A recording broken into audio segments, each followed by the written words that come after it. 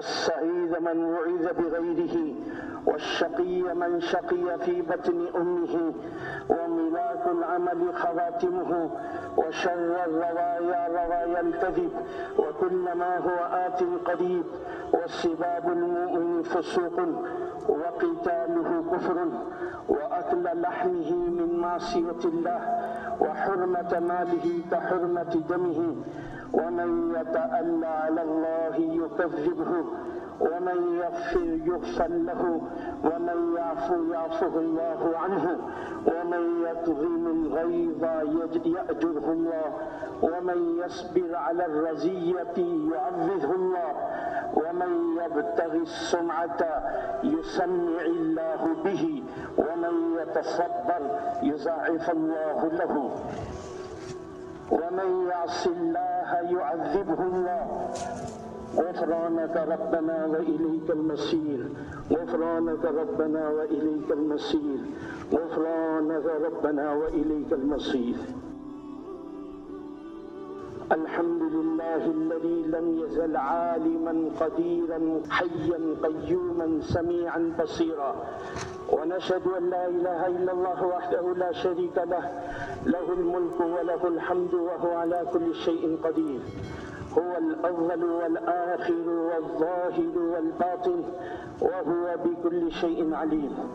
ونشهد أن سيدنا ومولانا محمدا عبده ورسوله، هو سيد المرسلين وخاتم النبيين ورحمة للعالمين وشفيع المذنبين. أما بعد، فيا أيها المسلمون، علينا مسؤولية من حيث الإنسان تحقيق العبادة، ومن حيث كوننا من أمة النبي صلى الله عليه وسلم مسؤولية لإحياء الدين في العالم كله، لأن النبي صلى الله عليه وسلم خاتم النبيين. ربنا سبحانه وتعالى أخبر: ما كان محمد أبا أحد من رجالكم ولكن رسول الله وخاتم النبيين، وكان الله بكل شيء عليما. فما قصرنا هذه المسؤولية، نستغفر الله ربنا ونتوب إليه. عن أبي موسى رضي الله تعالى عنه قال عليه الصلاة والسلام: أنزل الله علي أمانين لأمتي، ثم تلا هذه الآية: وما كان الله ليعذبهم وأنت فيهم، وما كان الله معذبهم وهم يستغفرون، فإذا مضيت تركت فيهم الاستغفار إلى يوم القيامة. رواه الترمذي. غفرانك ربنا وإليك المصير. اللهم تجاوز عن حفاتنا واصفح عن آثامنا.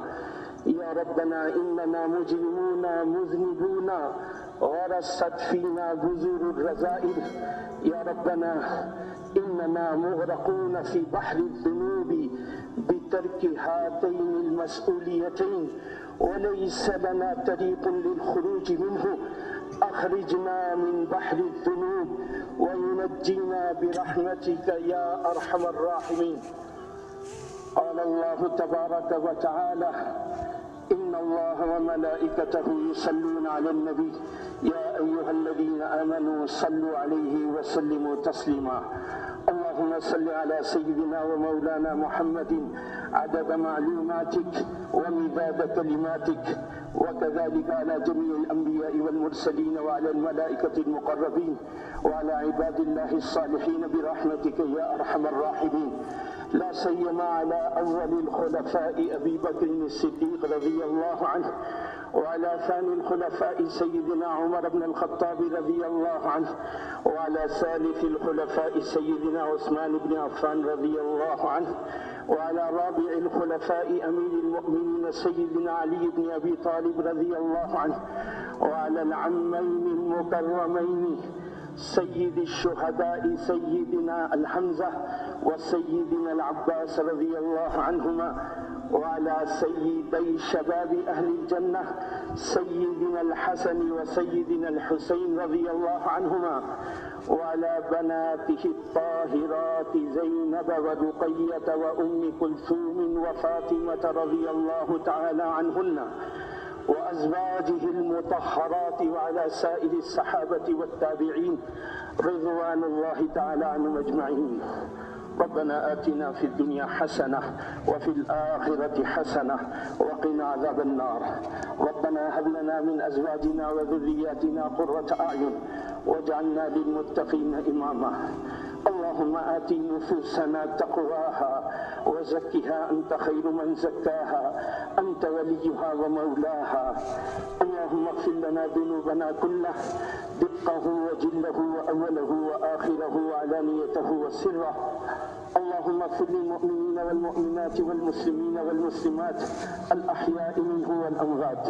اللهم أخرج الأمة المحمدية كلها من الظلمات إلى النور ومن أنواع الشر إلى أنواع الخير بقدرتك يا رب العالمين.